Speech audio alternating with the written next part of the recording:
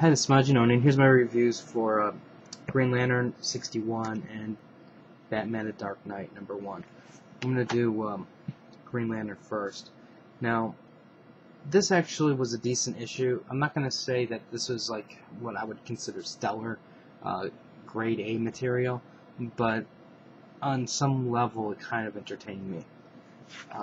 If you remember, Atrocious is looking around for the Butcher, which is the red construct, the anger construct thing, and he finally tracks it down. And apparently, there's going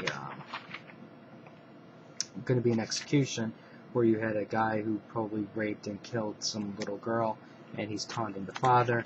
Well, of course, he has great rage, and he's the perfect vessel. You have the Spirit coming in, which was like, it's kind of expected, but just in the sense of an issue where you have to have something exciting happen, he's a good person for that, I guess you can say. The action was it's very short between these two, which is actually a shame. And even the action between Atrocious and everybody else, it was really that part a little bit was disappointing. I think overall the issue was it's a decent issue. You have at least one power battery that gets away type thing for now, but we'll see what happens with that. I don't really expect a lot of new readers to be jumping on this point and going, "Oh my God, this is just fantastic." But an issue like this might keep people from dropping it type thing. So like my thoughts, it's basically an average issue. It's definitely not up to John's best work, but it did entertain me still. Next up is Batman The Dark Knight #1.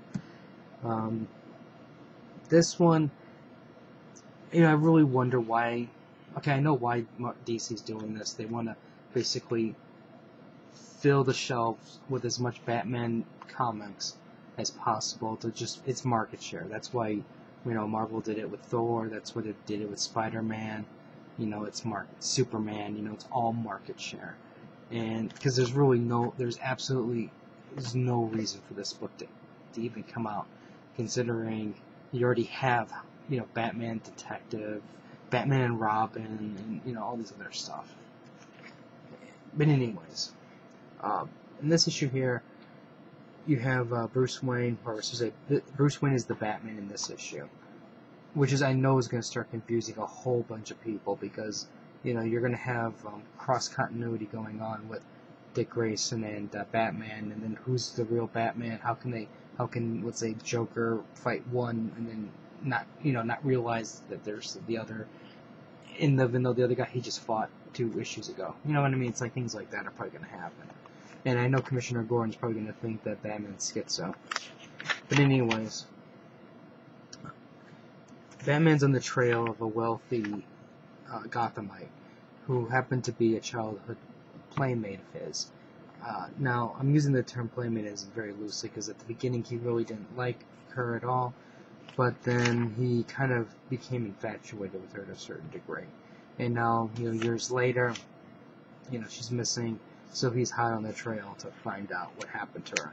Along the way, he gets to meet Killer Croc, and Killer Croc basically just pushes the story along a little bit for the main villain, or at least maybe not the main villain, but the villain at the end of the story. I will say the main villain at the end is the Penguin. I don't think that's really going to be a surprise or anything like that, especially if you read the previews and stuff. And I will say that the Penguin actually looks really twisted and demented, and that's really why I really want to mention it. This is like a fabulous. I just love this panel here. It just looks like pure evil. It's on par, in my opinion, with the Joker.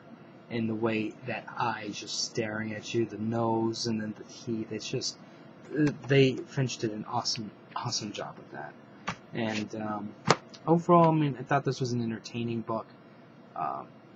It doesn't bring anything new to the table, but if you like Batman, I think you're going to be extremely happy with this.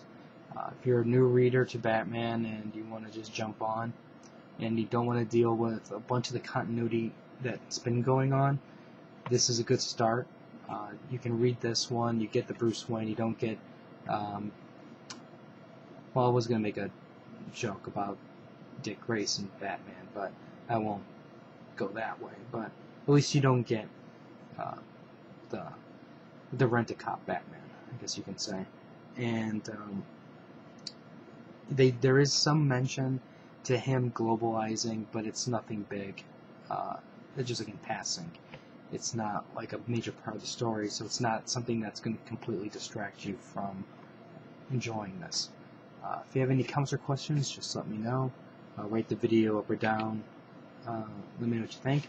I'm also really curious to know what you guys think of this issue. I'm really curious, especially with all the other Batman titles that are out. Are you guys buying this one? You can sit this one out because there's so many of them. Let me know.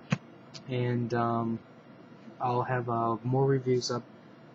Hopefully, maybe tomorrow. Yeah, tomorrow or Friday, because Friday's New Year's Eve, so I'll have that.